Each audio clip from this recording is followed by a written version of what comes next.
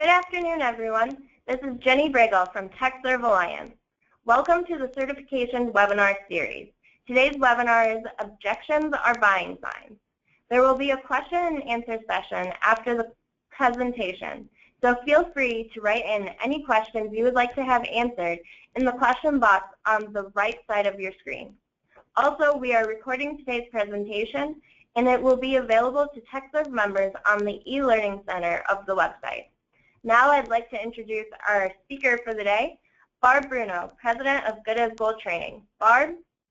Thanks so much, Jenny, and I want to welcome you all to this call. And again, this call is being recorded. There is a handout, so you don't have to take, tons of notes as I'm talking, because you will have a handout and a recording. So let's get to our topic, which is objections or buying signs.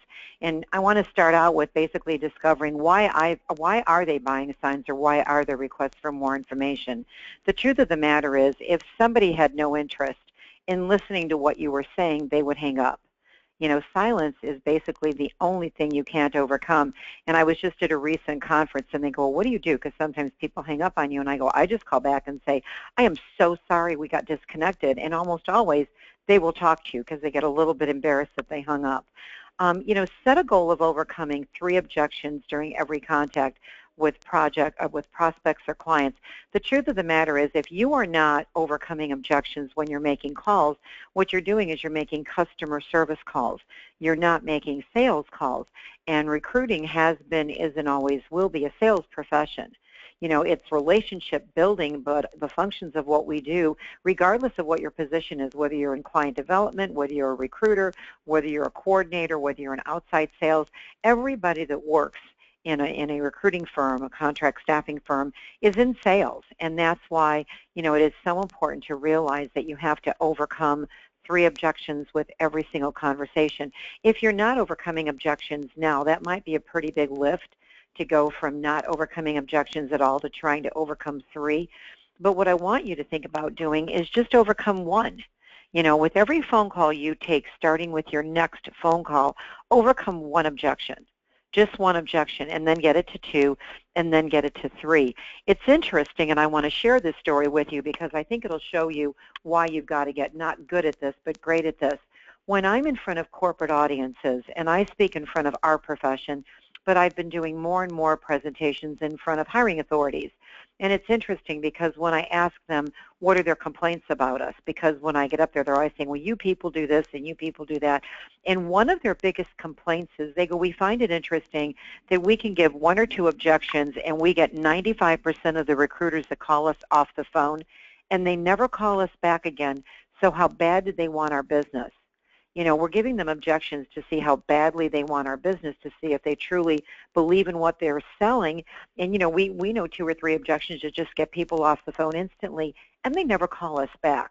So when you say that, that recruiters really want our business, that you really want to represent us, we're not finding that to be true. So see, on the other side, you might think you're being too pushy by overcoming objections, where the clients and your prospects and even your candidates are wondering why you're not believing more in what you're doing, why you're not overcoming those objections. So learning how to effectively overcome objections and viewing them as buying signs and a request for more information is really critical to your consistent success. And if you're not overcoming objections now, if you look at your year-to-date income, because basically you write your own paycheck.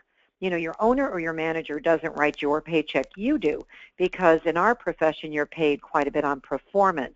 And so if you're looking at the year-to-date income right now and you think, gee, I'm really not where I want to be, well, what are you going to do? What are you going to change? You can't go back after this phone call and start making recruiting calls or marketing calls and make them the same way and expect different results. And this really is the key to you attaining a much greater level of success. You just have to embrace objections. You've got to welcome them. You've got to learn that, okay, this is a buying sign. If this person's giving me an objection, this is good news, because eventually they want to buy from me. And another tip I want to give you, every time somebody says no to me, I never hear no. And I guess that's just my personality. But I always think, well, if they're saying no to me right now, what they're really saying is not yet. Because in the real estate industry, which was the industry I came out of, everything was about location. It was location, location, location. And then I switched over to the recruiting profession, and I realized location does affect, the candidate's ability to accept a position. Geographics is always part of the decision-making process, but it's all about timing. So when somebody gives you an objection, a lot of times they're just postponing you. So much of the no's that we get, and we get more no's every day than we do yeses. And again, if somebody is more successful than you are in your office or in your profession, they've just taken more no's than you have, and they've overcome more objections. But when somebody says no to you or they give you an objection, just think in your own mind, okay, they're just saying not yet, because eventually clients are going to need our services, and so are candidates. People are not going to stay at their job till they retire. Clients are going to have needs. All I have to do is I have to learn to position myself eventually where they're going to say yes to me. And often they're not saying no to you. They're saying no to what you said. You didn't make a good enough presentation. So your ability to effectively overcome candidate and client objections is critical to your success. And again, you have to learn to welcome them. Recruiting is a sales profession. There is rejection, but too often objections are seen as barriers to success versus a buying sign or a request for more information. It could simply be your prospect's reasons for not utilizing your services at this moment in time. And again, there is only one objection you can't overcome, and that's silence. If someone hangs up, I would say, that you call them back and say, I am so sorry, we got disconnected, and almost always they will talk to you. If your prospect is still talking, there's a good chance you can turn this prospect into a client or a candidate. And all objections fall into 4 categories, and it will help you to learn how to overcome objections if you can identify the category of the objection that you're receiving, because then you're going, okay, this objection is this category, now how am I going to effectively overcome it? So let's talk about the 4 categories of objections, and you have to know these, and this is the first thing you need to do. When somebody gives you an objection, you have to instantly think, okay, what kind of objection are they giving me? And the 4 kinds of objections are service, postponement, price, and personal. So 3 P's and an S. A service objection is something is wrong with your service. Often when people are giving a service objection, they start out their objection with 2 words, you people. You people do this, you people do that, whether it's a candidate or a client. In fact, I was just in front of an audience of almost 2,000 talent acquisition professionals. And when they were giving me objections, they go, well, you people. And I said, what's really funny? It's not like we're a cult of you people, but when they don't have respect for what we do, or they've had a negative experience in the past, or they don't understand, the value of utilizing what we do, often the service objection will start out with you people. And what they're thinking is it's something wrong with the service that our entire profession offers. They just don't like the staffing and recruiting profession. They don't understand the value of hiring contractors. They don't understand, what we do and how we can benefit them. Postponement objections are anything that is delaying a decision, and that could be send me your marketing materials, send me your information, we're not hiring right now, I'm not looking to make a change right now. And see, when they're giving you these objections, think about this a minute. The job satisfaction right now in the United States and Canada is under 20%. So under 20% of the people out there working right now love their job. That means 8 out of 10 people would change in a heartbeat if something new was put in front of them. And if you're doing IT or engineering contractors, you know that many of your contractors are not working out their entire contract because somebody else, dangles something in front of them that seems to be better. And if you're not keeping in touch, they switch. Retention of contractors has become a real issue. But this is also the same on the direct side. People are just changing jobs more often than they ever have before, because job satisfaction is at such extreme lows. The reason I'm bringing this up with postponement objections is when somebody says, I have no needs, I'm not hiring now, the next question has to be, is there anybody in your organization you'd like to upgrade? Because when somebody's not happy in their job, they're not necessarily doing the greatest job for the person. And so, if they say, well, we have no openings right now, is there anybody on your team that you've ever thought of upgrading? If you're marketing a candidate, I normally would be calling my best client. The reason I'm calling you is this person mentioned your company as the first place they want to work. And I've learned where we can put somebody in the company of their choice, that's where they excel. Is there any way you can create a position around this person, or do you have somebody you've ever thought about upgrading? In so many instances, The hiring authorities haven't told HR, they haven't told anybody that they're not happy with certain people working in their department, but then all of a sudden you're making that call, especially if you're marketing a candidate and you've got somebody, but you can't market candidates that are marginal. I mean, you've got to go for those hard to find, top talent. At a recent conference, I had everybody complaining that the hiring processes are taking too long. The hiring processes are just too long, and it's so hard to find candidates. Well, I want to say two things to you. Number one, if it was easy to find candidates, you wouldn't have a job, because a market that's candidate driven is the best market for us in our profession. So every time you hear yourself saying it's so hard to find people, just be so happy it's hard to find people. But if you're saying hiring processes are taking too long, what I'm saying to you is, and that can also be that postponement thing where we're still interviewing, we put this on hold. When you send in a rock star, what happens? The interviewing process really escalates, and half the time 3 interviews or 1 interview, and before you know it, you're getting an offer. So if you think your hiring processes are taking too long, I'd have to put that back on you and say you're not representing rock stars. You're not sending them somebody that's a walking, talking filler placement. In the postponement objections, often people will say, I'm not looking now, because they know that'll get most recruiters off the phone. We're not hiring. It's a smart person that says, have you ever thought about upgrading anybody on your team? I've seen companies make a place for somebody like this because they pay for themselves. You've got to get really good. Don't just take everything at face value. Price is your service is too expensive, and they don't see the value. And, if you're working with a VMS, obviously prices are pretty set. But when you have connections with, you've got that contact with the hiring authorities, what they're looking for is not the cheapest price out there. They're normally not a commodity buyer when you're doing higher level contract. They want a fair price for what they're getting, but they want a return on their investment. And so when you're, showing them the type of, talent that you represent, they've got to see that return on investment. If they don't see the value and say your competition is cheaper, it costs them nothing to compare your candidates against candidates they're getting from other resources. Start it as a backup. Let them know. It's interesting, our prices might be just a little bit higher, but I started out as a backup with all my top clients, and I earned my way to be their #1 resource for top talent because of the caliber I represent. Give them the reason. Make them want to utilize your services. Again, an objection, if they say your prices are too high, we'll only pay X amount of dollars, most recruiters are going to hang up. What you've got to come back with, I understand that, for most positions, but if you're ever looking for that cut above that rock star that hits the ground running, I think what you're asking me is a return on the investment. And if we can show you somebody that is more than worth, what they're being paid, would you be open to interview them? And again, they're not charged anything unless they hire the person. And once they start interviewing the high caliber you're representing, price becomes a non-issue. Price is always part of the conversation, but if it's a commodity buyer, like VMS are commodity buyers, then you may have to go out there and find people that realize the value of what you do. Personal is really against you or your firm. This could be a client that worked with you before, and say you're in sales and they've given you contracts before and you didn't fill them. And now you're back coming asking for more business, and they're like, wait a minute, hold on a minute. You wasted my time. I have no idea what you did, and you didn't fill anything that I gave you, and now you're asking me for more business. And that's why I firmly believe that, to avoid some of that negativity with you or your firm, you've got to start following up with these, clients, especially every Friday, giving them an update on every open order, letting them know what's going on. Because if I give you a contract and you don't fill it, but you call me every Friday and tell me what you're doing, I'm still going to give you business. Now, maybe it's negativity towards your firm. They worked with somebody else in your company in the past. I just never had any success.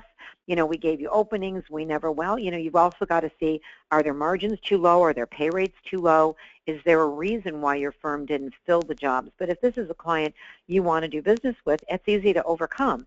I can't make any excuses for your dissatisfaction for what happened in the past, but what you didn't have them is me. And my level of dedication and my track record, and let them know the people you've placed and the retention of the candidates you've placed, because you can't answer for our whole profession. You can't answer for the people that went before you, but you can give me a reason to do business with you. Again, when I'm giving you objections, I realize that I can give most people objections and they just hang up. And think about what you do when you go home from work. Okay, and you're getting calls and you're getting sales calls. How many of those do you really return? Or if you pick up the phone and you get a sales call, how nice are you to the people making sales calls? Because too often they haven't shown you the benefit to you to talk to them. They sell too fast. They don't spend any time showing you the value of the conversation, and so you either don't return the call or you hang up. That's what we have to avoid, and being able to effectively overcome objections is a skill set, again, you can't just be good at, you've got to be great at, because you're in a sales profession. It's important to be able to identify the type of objection being given to you so you can determine how to overcome it. And think about this. Every time you get an objection, you have two choices. You can either hang up and call the next prospect on your list. Now, obviously, there's not much profit in that approach at all, whether you're talking to a client or candidate. If you hang up, no profit in that. Or you can overcome the objection, which offers you a real chance for success if done correctly. You have got to always stress a benefit. Get the prospect's mind off of the objection by stressing a benefit they're going to enjoy or derive.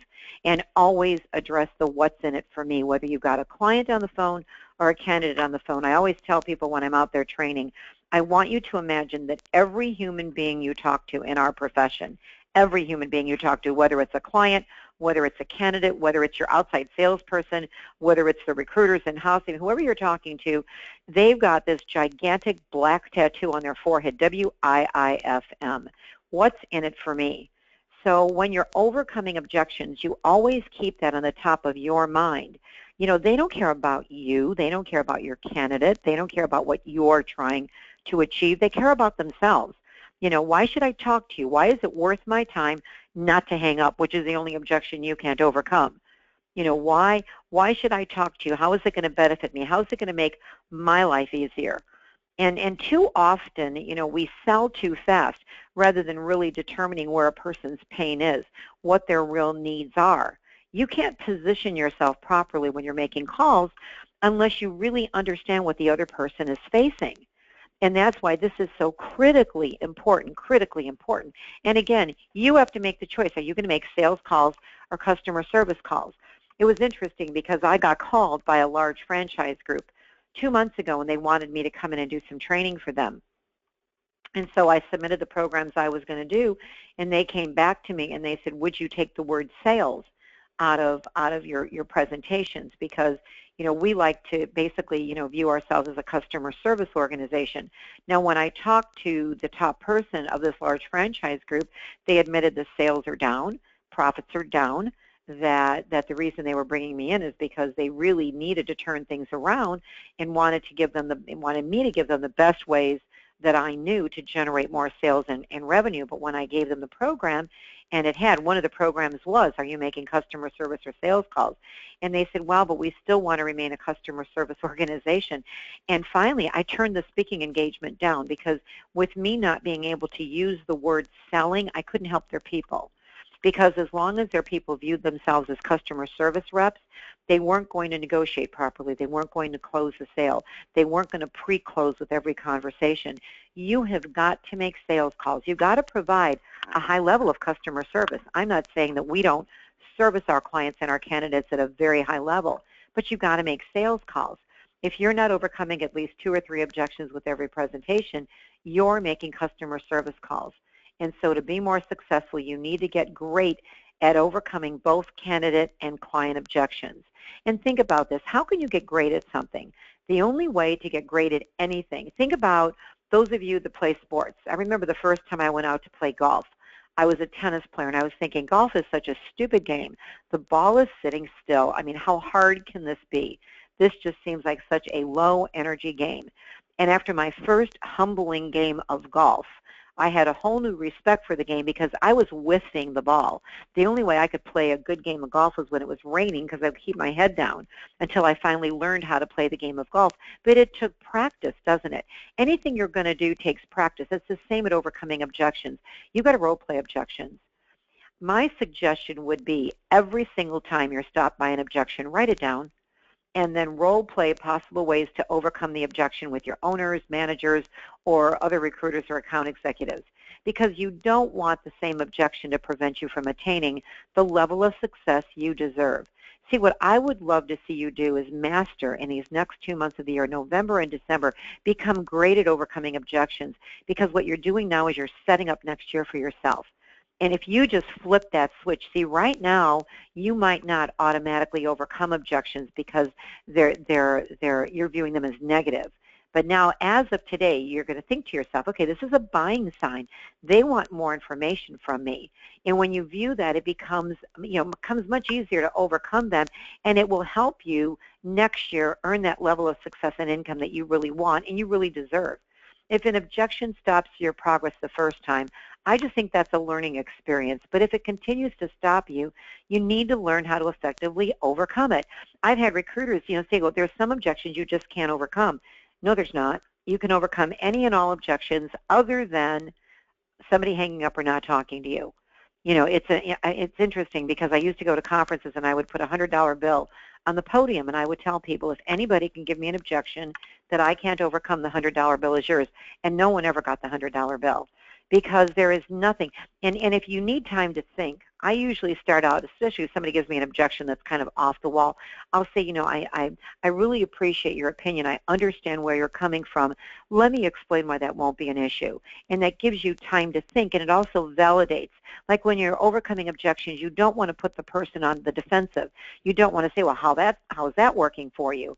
Well, let me give you something else, because now you're not acknowledging the fact that you understand where they're coming from.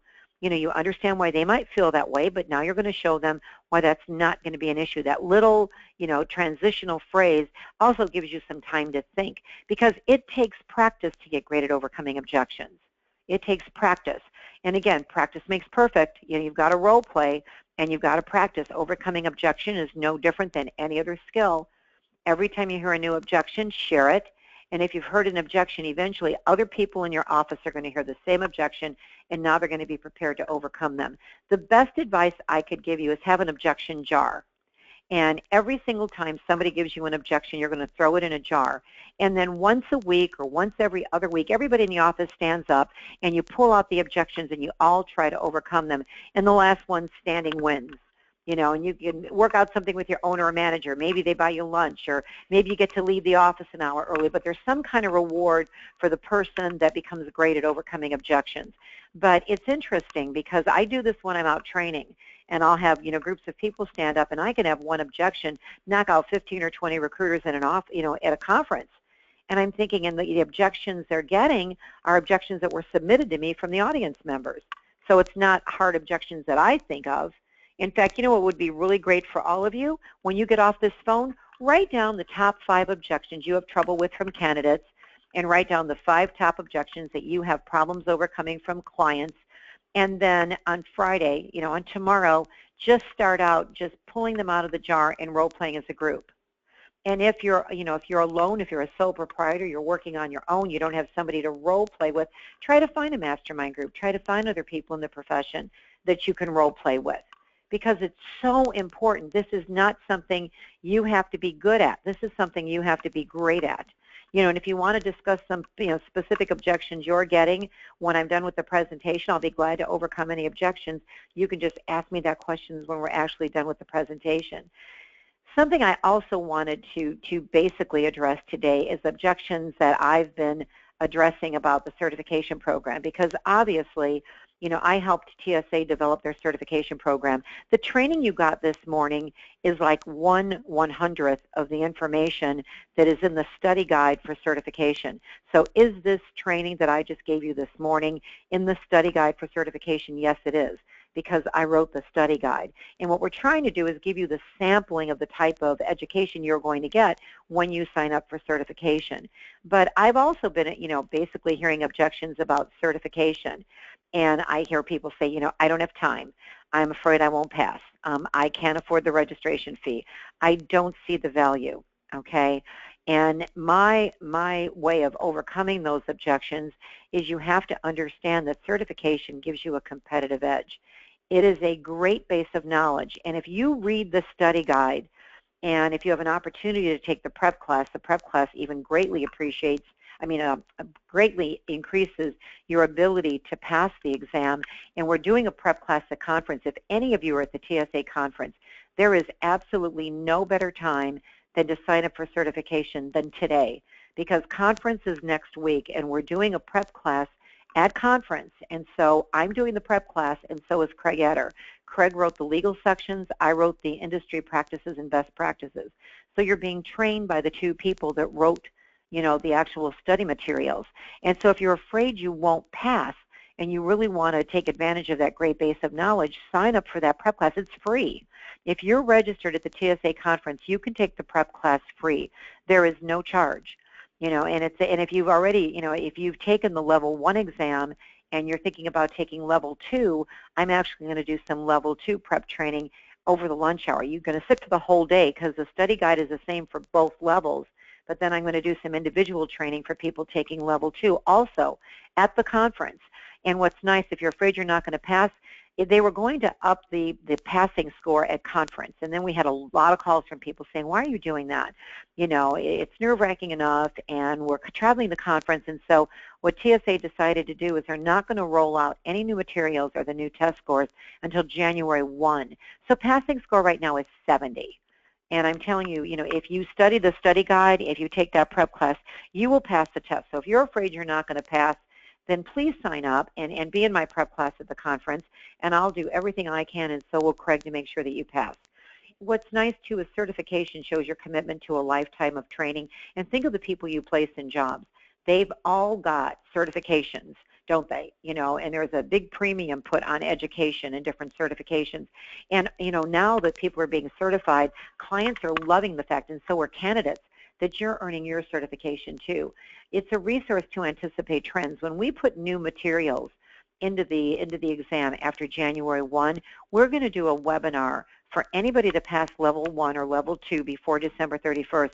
We're going to do a special webinar just for those people covering the new topics, which is the Healthcare Reform Act on the legal side and social media on the best practices side. And so we're actually going to be doing customized webinars for the people that passed. And the bottom line here is, if you're an individual working a desk, you will increase your salary. You're going to get better at your job because of the knowledge. When I was asked to participate in this exam, the only reason I said yes is I train so you can make more money. The only reason I train is so you can make more money. It's not that I love to travel or love to train. I love that when people implement what I teach, I know they make more money. And so that's why I got involved. And TSA has the only certification exam in existence in our profession that is 2/3 best practices, 1/3 law. Every other certification program is 100% law. So they're trying to make you better at your job. Now, if you are interested in learning more about the TechServe Alliance, CPSR or CPSAE certification program, you've got Susan Donahoe's number up here. You can also call Jenny. If you go to certification at TechServeAlliance.org, Jenny can also help you, get signed up. It's not too late to sign up for the prep class. And so you've also got that number there. If you just dial the main number, and without Susan's extension, Jenny will answer the phone, and she can also, get you set up and get you into that prep class. Now, you do have to sign up for the certification program in order to take the prep class. You do have to do that. But if you liked this overcoming objection training, like I said, this is 1/100th of what's in that study guide for TechServe Alliance. And so if you want to get better at your job, there's no better way to do that than to, consider signing up for the certification program. What I want to do now, I think, is the most important part of this phone call, because this is all about you now. You can ask me questions. You can ask me questions about anything you want, and you can ask me questions 2 ways. If, in fact, you dialed in the phone number, the access code, and the PIN number, and you're on a landline, you can find your name, and you're going to see a little yellow hand there. And that little yellow hand, if you click on that, it'll unmute your line. And then I can talk to you and answer any questions. If you want to role play objections, we can do that. I'm more than happy to do that. If you don't want to role play in person, but you'd rather ask me a question, go down on the control panel, and you will see the word questions. And if you click on the word questions, that plus sign, it opens a dialog box. Now, if you don't want me to use your name, I always use somebody's first name. I just do that when I'm answering questions. I don't use your second name. If you don't want me to use your first name, all you have to do before you ask a question is put confidential, anonymous, and then put your questions, and I will not, say your name at all. Okay, I have one question. Can I give an example? This is from Susan, of a postponement objection. Susan, a postponement objection would be, send me your information, send me your application. We're not hiring now. I'm not looking for a job now. It could be, send me resumes. That one's easy. On the end of a client, how about I send you a walking, talking resume and we set up an appointment for the two of you to meet? There's so many different kinds of anything that delays your process. Anything that delays your process. Okay, this is from John. What if your competitors are priced significantly lower than you and all the client cares about is cost? And that's obviously a price postponement. And what you would do in that case is next.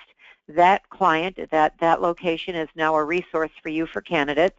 And if they're a price buyer and their margins are not, their rates are not competitive, because understand something, your owner is in business to make a profit. If your owner doesn't make a profit, you don't have a job.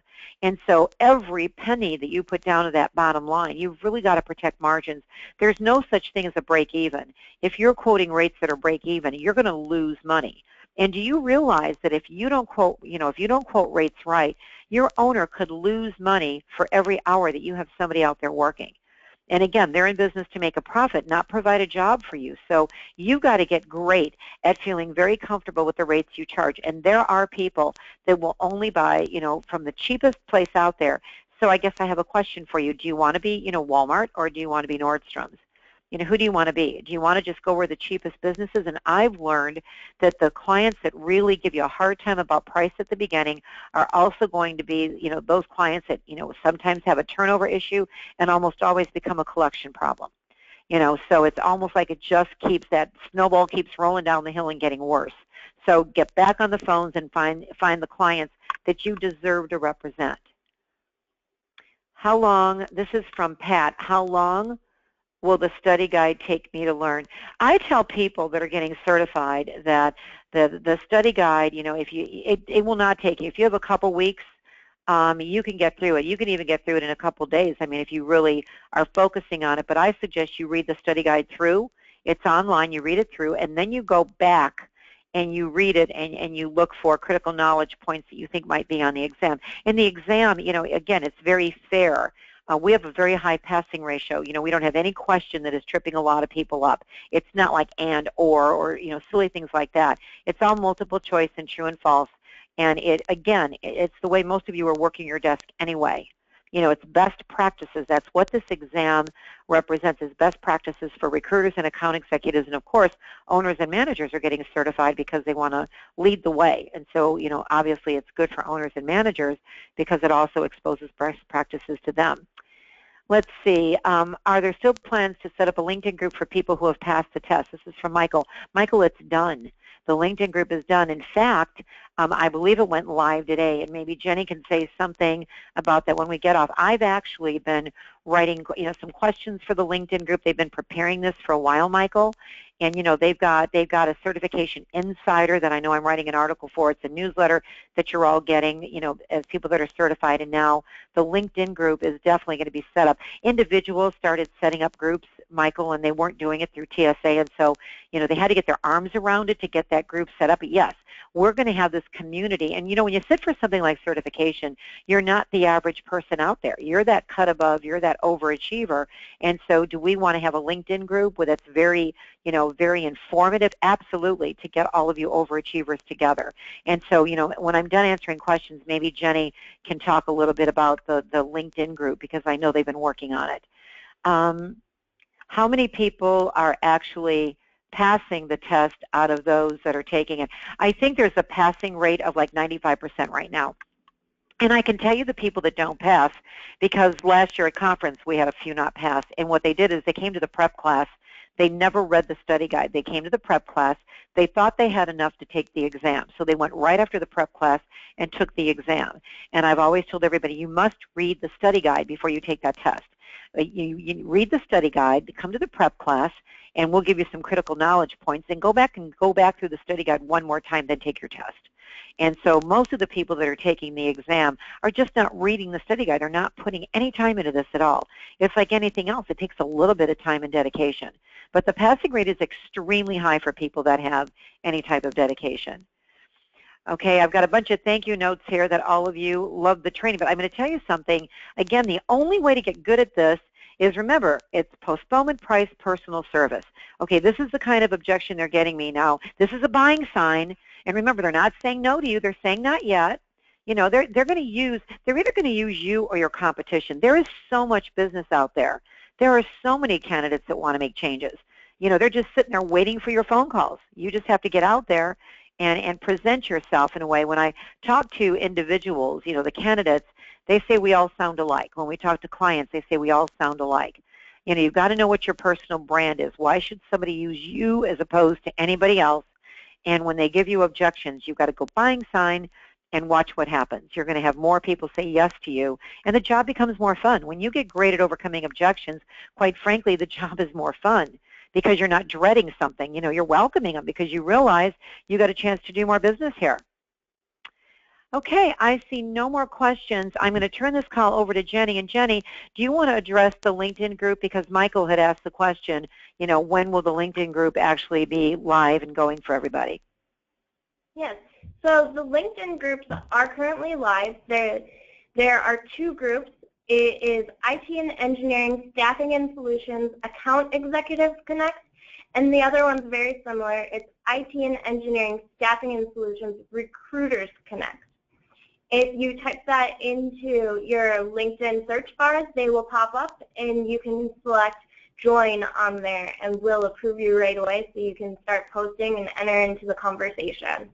And also today at roughly 11:40 noontime Eastern, we released the first issue of Beyond Certification. Everyone on this call, if you're signed up for the certification, you should have received it. And inside there, at the very top, right under the title, it says featured, and there are two links to each of the groups, so there's a shortcut in there for you if you wanted to use that instead of searching in LinkedIn. Right, and if you can't remember that long URL, because it is a very long URL, then you've got the phone number up on your screen right now. Just take off the extension, call that number, and I'm sure Jenny would be more than glad to email any of you that need those links. If you didn't get the publication today and you don't remember the URL because it's long, then just call TechServe and ask them to give you the links where, you know, depending on if you're an account executive or recruiter, I'm sure Jenny would be glad to forward you those links, because the more people that are on those groups, the more valuable they're going to be. You know, and again, guys, the call that we did today is step one. There's no power in showing up to these calls and in the education. It's, are you going to implement something? So you really have to leave these calls with the objective of taking some action. And so what are you going to change in the way you work your desk? And those of you that are on the fence about certification, I would love nothing more than to have you walk in that Prep Classic conference and say, you know what, Barb, I was on that call, Overcoming Objections, and that's the day I decided to make the commitment. So take some action when you get off this phone, because it's the people that take action that are going to really see the difference. Jenny, was there anything else, any other announcements that you wanted to announce to anybody? There is. Our next certification webinar series with you, Barb, is going to be December 3rd. That's a Thursday at 12:30 Eastern Time, and it's titled Your Best Business. And we will be covering how the TSA certification program has helped us better serve you, your best clients, your best candidates, and the best version of you. And we really would love to see everyone at conference. I really hope everyone will attend your workshop, Barb. I'm sure it's going to be very informative. I know I'm excited for it. I'm going to be peeking in whenever I can. Okay, I've got, there's something on here, Jenny. There's a question. It says that Stefan said the dead link for Recruiter Connect on Beyond Certification on the newsletter, only the AEs Connect is clickable.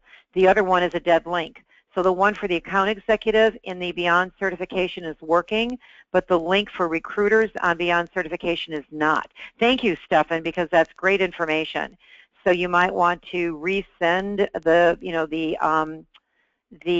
recruiter link to everybody that got Beyond Certification, because that link's not working. Yes, I can send that link out to everyone, and we will also be doing an official hard launch on that probably next week, so everyone will be receiving information about the groups in a standalone email as well.